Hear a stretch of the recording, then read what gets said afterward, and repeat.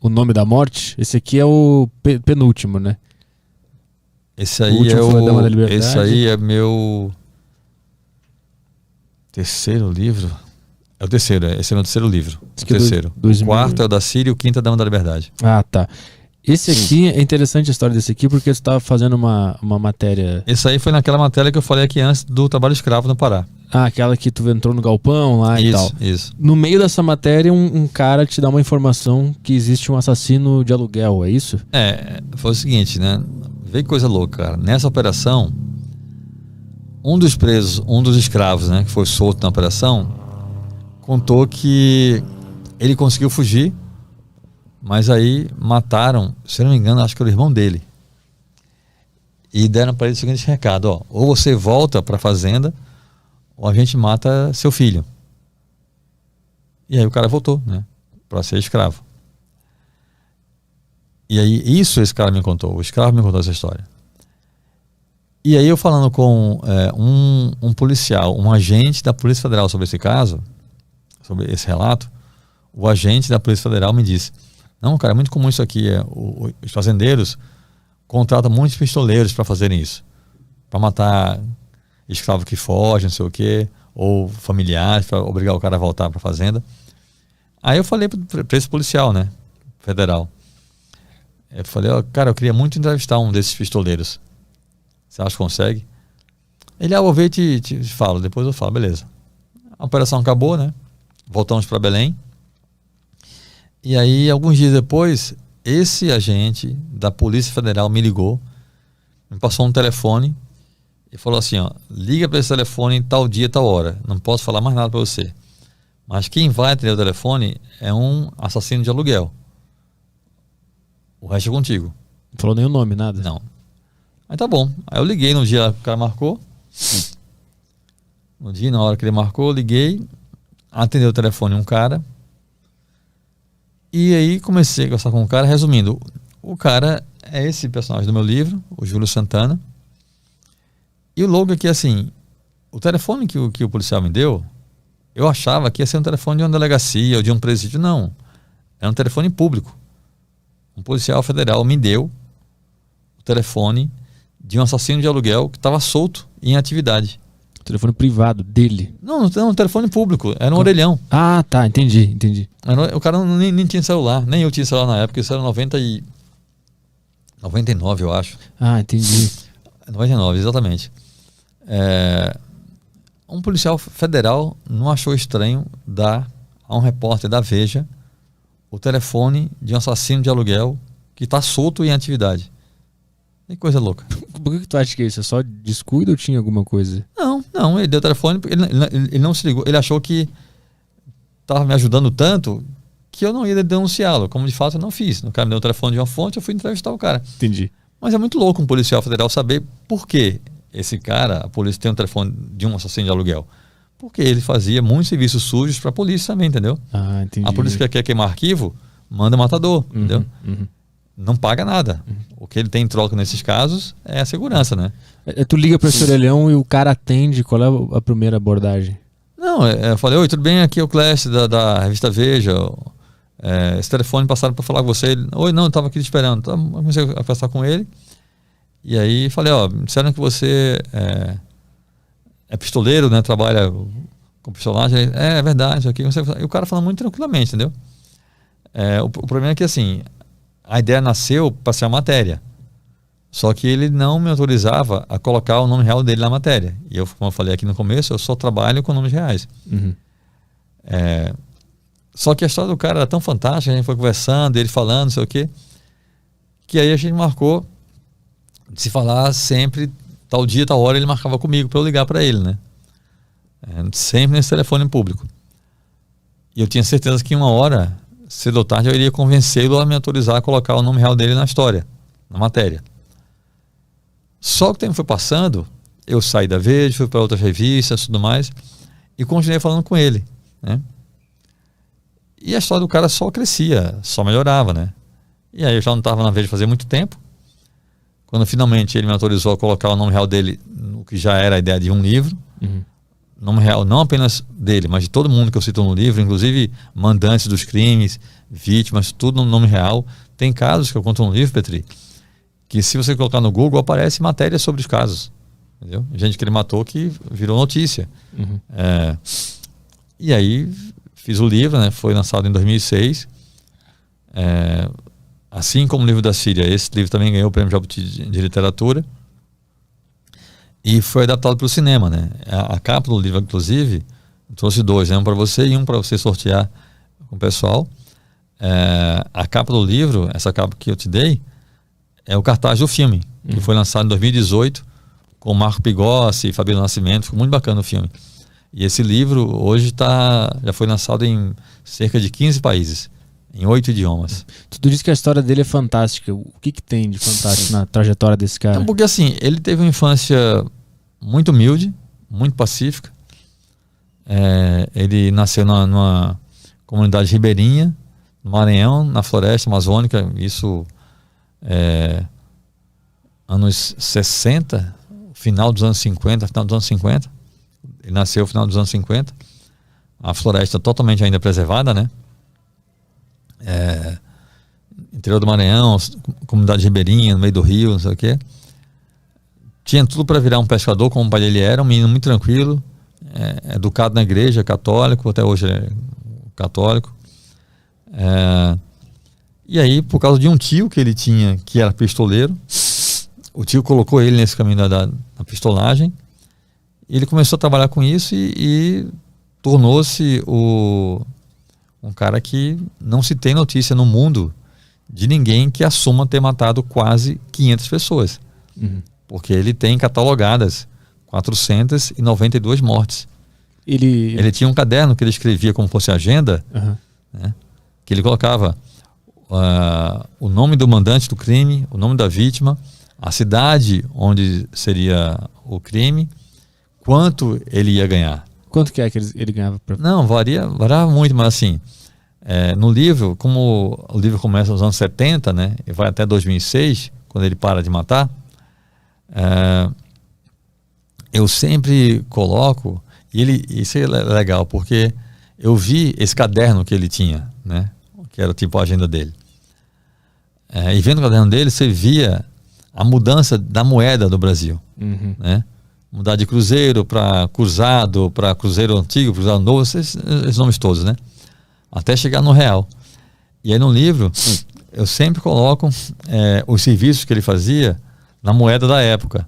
Só que eu faço comparações para a gente ter noção de quanto era mais ou menos com o salário mínimo da época. Então, geralmente, quase sempre variava entre 3 salários mínimos a 10. O serviço mais caro que ele fez era tipo quase 10 salários mínimos, entendeu? Então é como se fosse hoje entre R$1.000 e R$10.000, entendeu? Coisa assim. Ele relata quando foi a primeira vez que ele matou alguém e o que ele sentiu? Então, a primeira vez que ele matou alguém foi por causa desse tio dele, que era um cara que ele adorava. Ele tinha pai, né, e mãe, mas tinha esse tio que para ele era o ídolo, entendeu? Que era um cara que já morava na cidade grande, cidade de Imperatriz, né?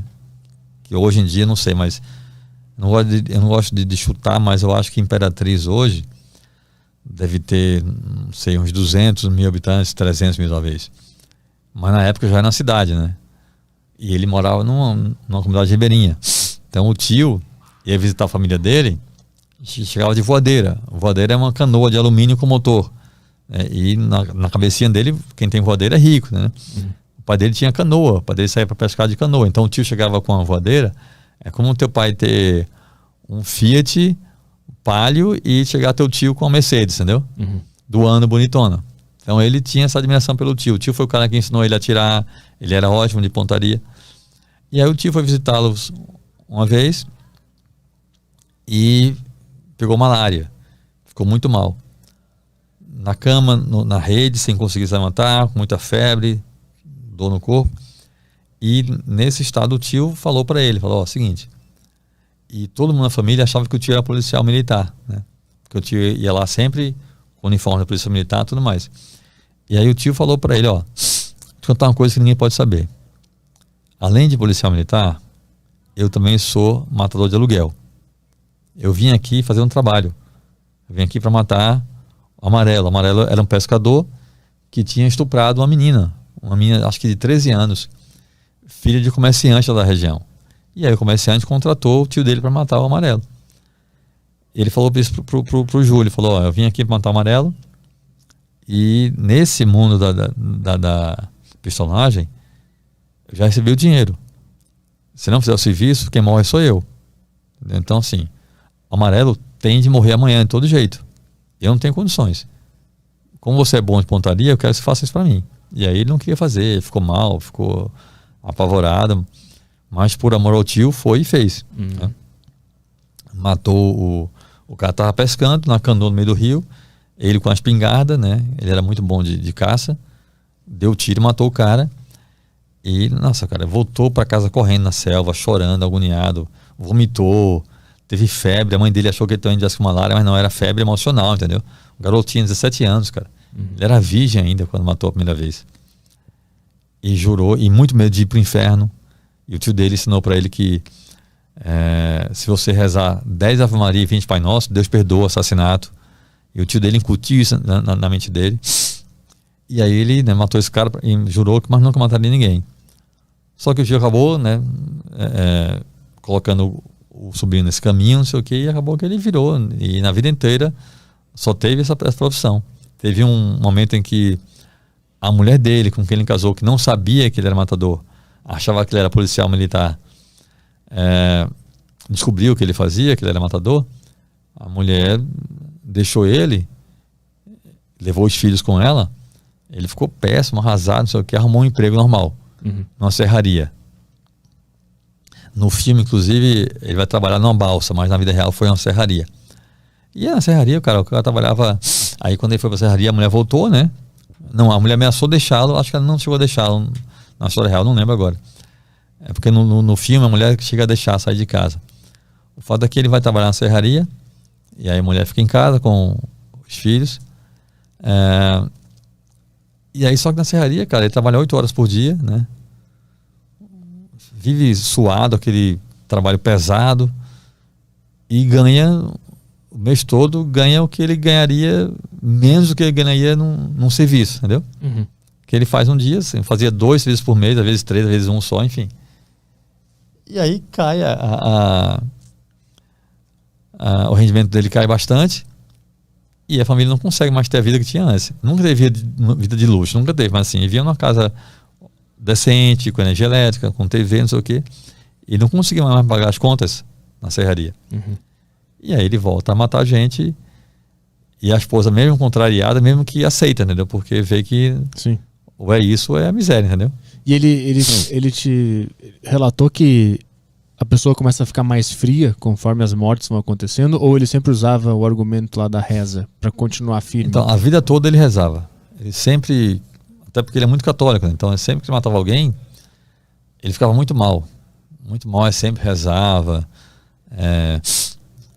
Uma coisa que o tio fez e ele colocou também na própria cabeça, eu tenho muito cuidado, Petri, de não colocar o cara como vítima, sabe assim? O sistema, não. Eu acho que não existe isso. Como eu falei aqui no começo, eu vim de origem muito pobre e ralei pra caramba e fiz as coisas direitas, assim. Tinha caminhos mais fáceis, entre aspas, né? Mas, cara, eu não acho que um cara que é criminoso ou traficante é vítima do sistema, não. Eu acho que ele poderia se esforçar e buscar outros caminhos. Poderia... Cara, tem gente que, não sei como, mas tem gente que consegue viver ganhando salário mínimo, né? É mais fácil você virar um traficante e ganhar muito dinheiro e correr risco de morrer, ser preso, enfim. Mas o fato é que ele poderia ter outra vida, né? Ele pode ter sido vítima no começo, por amor ao tio, fazer uma coisa assim. Ele teve chance de buscar outros caminhos, né? Escolheu esse caminho porque ele quis. Então o que ele conta é que ele pegou muita coisa do tio de colocar na própria cabeça que é um trabalho, entendeu? E você não precisa amar seu trabalho. Você pode ser motorista de ônibus a vida inteira e odiar dirigir ônibus, mas é o que dá o seu ganha-pão. Então, o tio dele falava para ele o seguinte, ó, se eu não matar o fulano, o mandante do crime contrata outro pistoleiro que vai e mata. Então o cara vai morrer do mesmo jeito. você deixar de fazer um trabalho não vai salvar o cara. Porque o mandante contrata outro e o cara vai e mata. Mas tinha esse aspecto de querer salvar aquela vítima, assim, uma vontade de que aquele cara não morresse? Não, porque até isso faz parte da pistolagem, que é o seguinte, é você não querer saber a vida da vítima. Não saber quem é o cara, não saber por que o cara quer matar o outro. Só que tem uma coisa curiosa que ele fala, eu coloco isso no livro. Os mandantes nem sempre é o mandante que fala com o pistoleiro. Às vezes é um capanga do mandante. Então o mandante ou o capanga sempre fala para o matador por que é que o mandante quer que o outro morra, entendeu? Ah, não, porque ele fez isso, porque brigou, porque roubou o dinheiro do cara, porque pegou a mulher do cara, sabe assim? Porque pegou o dinheiro emprestado e não pagou, um monte de coisa assim. Então, ele acabava sempre sabendo o motivo pelo qual ia matar alguém, porque o mandante ou o capanga do mandante sempre falava. E a relação dele com a morte mudou, porque na primeira vez ele saiu correndo, rezou, vomitou, ficou mal. Quando que virou normal pra ele? Ele fala? E como que isso aconteceu na cabeça? Então nunca virou normal pra ele, nunca foi coisa mal. Mas era sempre uma coisa que ele colocava na mente como fosse trabalho. Né? Mas ele sempre ficava mal depois de matar. E tu encontrou com ele pessoalmente, né? Sim. Depois de quantas ligações vocês se encontraram? Depois de 7 anos. Falando no telefone, 7 anos depois vocês se encontraram pessoalmente. Ele concordou que eu fosse encontrar com ele. Aí eu fui para a cidade que ele morava na época, a cidade de Porto Franco, no Maranhão, que é a cidade onde ele nasceu. Passei 3 dias com ele, conheci a mulher, os filhos dele, fui na casa dele. Foi interessante estar com ele, assim. E tu lá vivendo na casa dele, vendo o ser humano, existia uma dúvida na tua cabeça de tipo, como é que esse cara mata pessoas? Então, cara, isso é uma coisa louca na minha mente, assim, quando eu tô trabalhando, cara, meu foco é contar bem a história do cara, entendeu? Eu não faço julgamento de valor, não, nenhum. Eu sempre estou seguindo esse exemplo. Imagina que tem muita gente que pergunta, mas cara, por que você não tentou fazer ele parar de matar, sabe? Por exemplo. Eu falei, cara, minha missão não era essa, minha missão é contar a história do cara. Se eu for entrevistar, vamos supor, um arquiteto. Imagina que eu odeio arquitetura. Vou entrevistar um arquiteto e falar, cara, sai dessa profissão, vai ser médico. Não tem lógica, entendeu? Na cabeça dele era o trabalho dele, era a vida do cara. Minha missão ali não é tentar convencer o cara a ser outra pessoa. Minha missão ali é entender quem é aquele cara e contar a história dele, entendeu? Ele dava a entender em algum momento que ele queria parar de fazer aquilo quanto antes? Não, o que era claro pra mim é que, assim, ele não gostava do que ele fazia. Sim. Ele gostaria de ter outro trabalho, né? Tanto é que ele tentou uma época, mas assim... Sim. Mas ele tava com algum plano assim, eu vou fazer isso aqui até tal ano, vou juntar tanto dinheiro? Quando eu fui encontrar com ele, em 2006, eu consegui convencê-lo a me encontrar pessoalmente, justamente porque ele tinha decidido parar. Ah, entendi. E sair do Maranhão, ia para outro estado. Quando ele me encontrou isso, eu falei, Júlio, agora é a hora da gente se ver, velho. Porque assim, você vai parar de matar, vai morar em outro lugar longe. Você sabe como é que é a polícia nesse negócio. Ninguém vai sair te caçando pelo Brasil. O nome dele são 4 nomes. É Júlio, não sei o que, Santana, não sei das quantas. Aí eu falei, eu coloco só Júlio e Santana só. Mas eu preciso colocar... Ele falou, põe só Júlio então. Eu falei, não, só Júlio aí também não rola, né? Ao menos deixa eu colocar o Santana. Ou outro nome que ele achou que era menos comum e de fato é menos comum. Aí eu falei, tá, então eu coloco só Júlio Santana, mas eu vou colocar o nome real de todo mundo. Aí ele só pediu para não colocar o nome real no nome da mulher dele. Não tem nome da mulher dele, é só a mulher. Eu sempre falo dela com a mulher dele. No livro não tem nome da mulher dele. Mas, cara, tem um relato no livro que o mandante do crime era o prefeito da cidade. E eu coloquei no livro o nome do prefeito, porque eu fui apurar a história. Obviamente, tudo que ele me contou, eu fui apurar com outras fontes, né? E tudo que ele me contava, cara, o que eu consegui apurar com outras fontes, tudo batia com o que ele me contou. Consegui documento policial, consegui processo judicial de vários casos e coisas que ele me contou, que até enriquecem o relato também no livro. Esse do prefeito era por qual motivo? É que o cara, a vítima, era sindicalista, era presidente do sindicato de agricultores na cidade de Goiás, interior de Goiás, e estava despontando como o grande favorito para a eleição do ano seguinte a prefeito. E o atual prefeito queria concorrer E, assim, tava todo mundo na cidade dizendo que ia votar no cara, porque o cara era um cara honesto, sindicalista, que lutava pelos mais pobres, pelos agricultores, não sei o quê. E o prefeito não queria perder a boquinha, lógico, né? Mandou matar o cara. Nesses 7 anos que vocês conversavam por telefone, ele ia relatando os assassinatos? Não, a gente ia conversando. Era uma conversa. Conversa sobre qualquer coisa. Eu conduzia. Ele marcava só o dia e a hora que eu devia ligar para ele, mas eu conduzia a conversa. Teve dia de a gente ficar 3 horas conversando sem falar de crime nenhum. Só a infância dele, ou questões pessoais, relação dele com a esposa. Ele é um bom marido, um pai carinhosíssimo. É uma figura muito interessante, Júlio. Cara. Esse livro aqui, para quem tá curioso, virou filme que tá na Globoplay, né? Esse filme aqui. Tá, foi pro cinema e depois tá na Globoplay e no Telecine também.